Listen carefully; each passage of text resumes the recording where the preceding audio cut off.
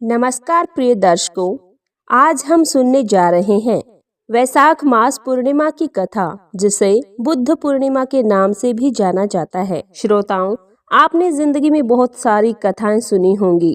राजाओं की कहानियां, साधुओं की कहानियां, देवी देवताओं की कहानियां। लेकिन आज मैं जो आपको कहानी सुनाने जा रही हूँ, वह एक ऐसे मनुष्य की है जिसने पाप से पुण्य का रास्ता चुना, जिसने उपवास और सच्ची तपस्या से अपने जीवन को बदल दिया और अपने जीवन के साथ साथ अपने पूरे परिवार के जीवन को बदल दिया। यह कहानी है वैशाख पूर्णिमा के उस दिन की, जब एक खूंखार डाकू ने अपने जीवन की दिशा ही बदल दी। तो आइए मन और आत्मा दोनों को स्पर्श करने वाली ये दिव्य कथा सुनते हैं, भगवान बुद्ध और डाकू उंगलीमाल की कथा। दोस्तों, बहुत समय पहले की बात है। उंगलीमाल नाम का एक भयंकर और खूंखार डाकू रहता था। उसका असली नाम अहिंसक था, लेकिन हालातों ने उसे ऐसा बना दिया कि वह निर्दोष लोगों की हत्या करके उनकी उंगलियां काट लेता था और उन उंगलियों की माला बनाकर फिर उसे पहनता था। इसलिए गांव के सभी लोग उस डाकू को उंगलीमाल कहकर बुलाते थे।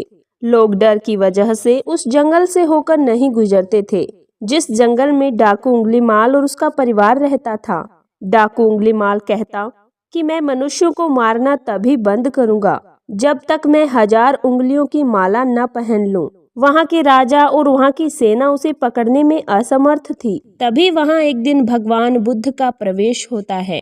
उस दिन वैशाख पूर्णिमा थी। भगवान बुद्ध उस जंगल से गुजरे।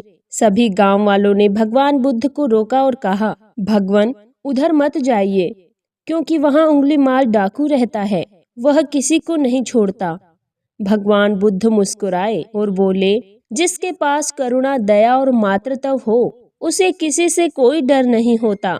जब उंगलीमाल ने देखा कि कोई साधारण व्यक्ति उसकी तरफ बढ़ रहा है, तो वह चिल्लाया, बोला, रुक जा मनुष्य, क्या तुझे पता नहीं मैं यहाँ रहता हूँ? मैं तुम्हें मार डालूंगा।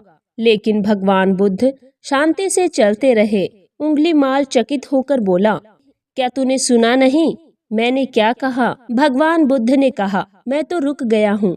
डाकू उंगलीमाल, अब तू बता कब रुकेगा? अपने पापों से, अपने क्रोध से, अपनी हिंसा से। यह शब्द सीधा उंगलीमाल के हृदय में उतर गए और वह रो पड़ा। भगवान बुद्ध के चरणों में गिरकर उंगलीमाल ने कहा, प्रभु, मैं बदलना चाहता हूँ। मेरे पापों का क्या प्रायश्चित होगा? भगवान बुद्ध ने कहा, उंगलीमाल, उपवास, सेवा, दया और ध्यान, ये ही व्रत के 4 स्तंभ हैं। जिस दिन तू सच्चे मन से उपवास करेगा, उसी दिन से तेरा नया जन्म होगा। डाकू उंगलीमाल ने उसी दिन व्रत रखा और उस दिन वैशाख पूर्णिमा का दिन था।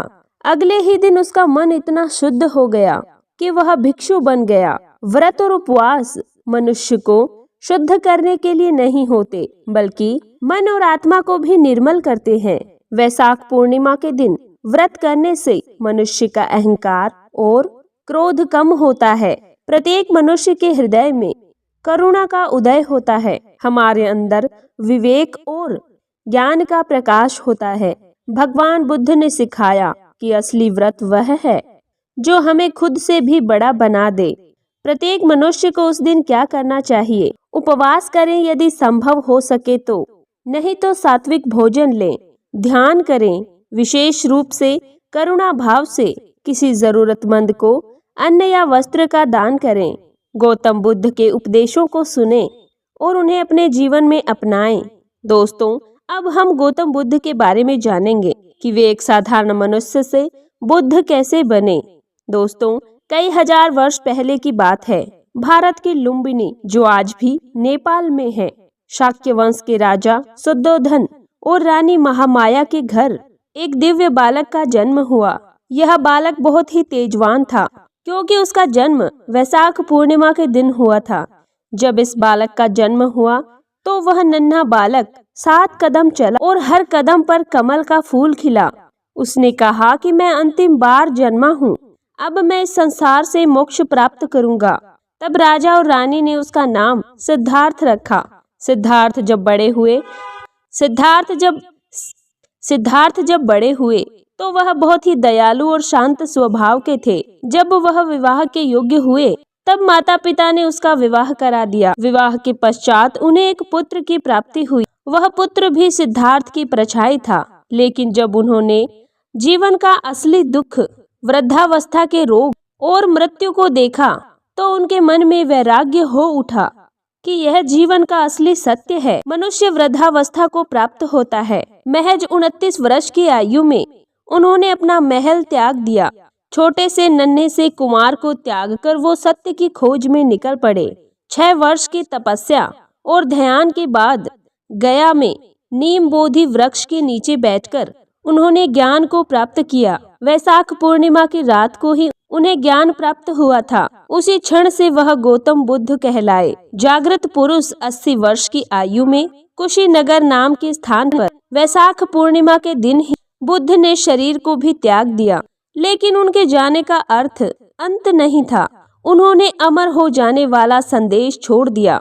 गौतम बुद्ध ने बताया, सभी वस्तुएं नश्वर हैं, सभी नष्ट होनी हैं। धैर्य और ध्यान से अपने जीवन का उद्धार करो। भगवान बुद्ध के साथ हुई ये 3 पवित्र घटनाएं और उनका संगम वैशाख पूर्णिमा के दिन हुआ था। भगवान बुद्ध का जन्म बोध गया में, ज्ञान प्राप्त हुआ कुशीनगर में, महापरिनिर्वाण, ये तीनों ही दिवस वैशाख पूर्णिमा के दिन हुए थे। बौद्ध धर्म के अनुयायी इस दिन दानशीला, शुद्ध आचरण और भावना ध्यान का पालन करते हैं। पूजा पाठ, उपवास और गरीबों की सेवा की जाती है। विशेष रूप से बोधगया, लुम्बिनी और सारनाथ में, कुशीनगर में भव्य आयोजन होता है। तो दोस्तों, आपने देखा, अगर एक डाकू भी अपना जीवन बदल सकता है तो हम सब भी अपने भीतर की बुराइयों को त्याग सकते हैं। बस जरूरत है एक सच्चे संकल्प की, एक दृढ़ संकल्प की, एक दिन के उपवास की और भगवान की कृपा की, जो हर किसी पर बरसती है। मित्रों, यह कथा आपको कैसी लगी? अच्छी लगी हो तो वीडियो को लाइक करें, चैनल को सब्सक्राइब करना बिल्कुल ना भूलें। मिलते हैं एक नई कथा के साथ। धन्यवाद।